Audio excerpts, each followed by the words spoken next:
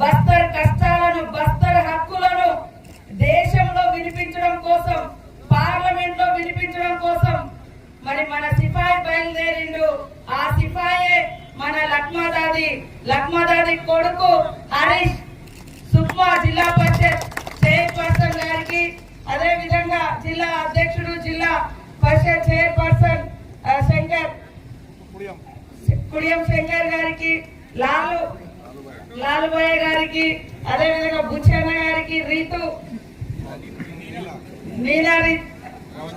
నీలారావతి గారికి, వసంత్ గారికి, బ్లాక్ అధ్యక్షులకు, మన మహిళా అధ్యక్షురాలు, గ్రామ సర్పంచులు, అదే విధంగా సవిత, మరి ఇంకా సీనియర్ నాయకులందరికీ, మహిళా సోదరిమణులు, యువకులు, పత్రికా మీడియా సోదరులు, మా అక్కలు చాలా మంది వచ్చినప్పటికీ లక్మాదాదను